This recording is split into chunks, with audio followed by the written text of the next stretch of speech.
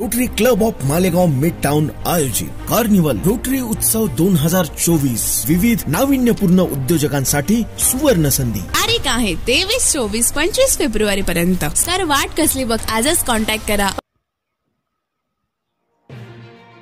अंबरसिंग महाराज यांचा 50वा प्रेरणा दिवस साजरा करण्यासाठी मोड तालुका तळोदा जिल्हा नंदुरबार येथे अंबरसिंग महाराज प्रेरणा दिवस समन्वय समिती जिल्हा नंदुरबार यांच्या वतीने कार्यक्रम आयोजित करण्यात आला होता. या कार्यक्रमात दिल्ली, गुजरात तसेच नाशिक, अहमदनगर, धुळे व नंदुरबार जिल्ह्यातील वक्ते व आदिवासी दलित कार्यकर्ते उपस्थित होते.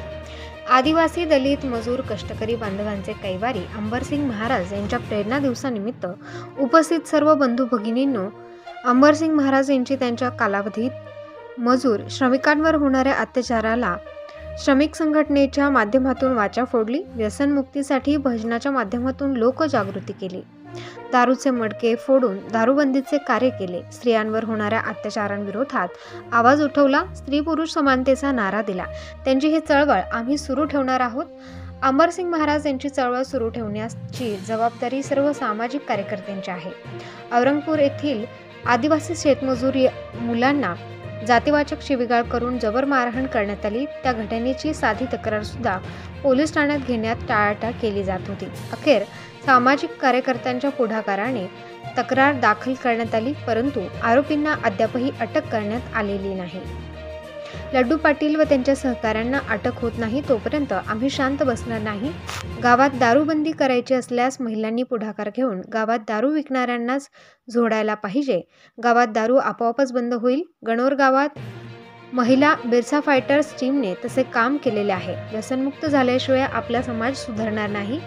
वनपट्टे धारकांना वनदावे मंजूर करून देण्यास आमची संघटना काम करत आहे. ज्याप्रमाणे अंबरसिंग महाराज यांनी त्यांच्या काळात आदिवासी दलित शेतमजूर स्त्रियांवरील अत्याचार दूर करण्यासाठी व व्यसनमुक्तीसाठी काम करून एक चळवळ उभी केली.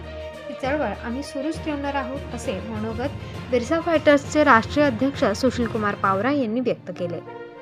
प्रबंधभूमी महाराष्ट्र न्यूजसाठी अजय भरसट, धुळे.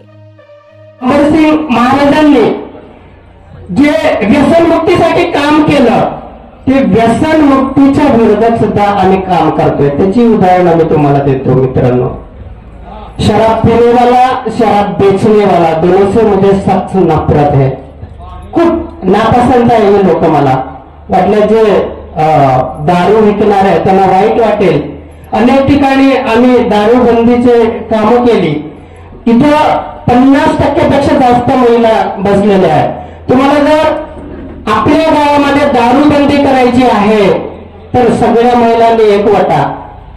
तो जो दारू विकणारा आहे त्याला 2-4 वाजवून द्या, जळून करा. कशी नाही दारू बंद होणार तुमच्या गावामध्ये? हा प्रयोग आम्ही केलेला आहे.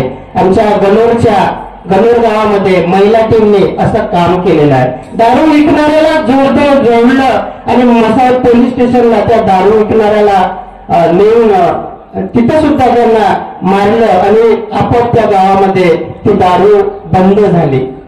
तुमच्यामध्ये जर ती इच्छाशक्ती असेल तर नक्कीच आपला गाव व्यसनमुक्त होऊ शकतं. आपला समाज व्यसनमुक्त होऊ शकतो.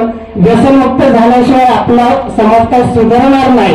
काल परवा एका विमल गुटखा खाणाऱ्या कार्यकर्त्याला अटक झाली. त्यांचा मला फोन आला, म्हणजे सर त्यांना अटक झाली. म्हणून चांगलं केलं पोलिसांनी, चांगलं काम करताय ना पोलीस. आणि आम्ही तर व्यसनमुक्ती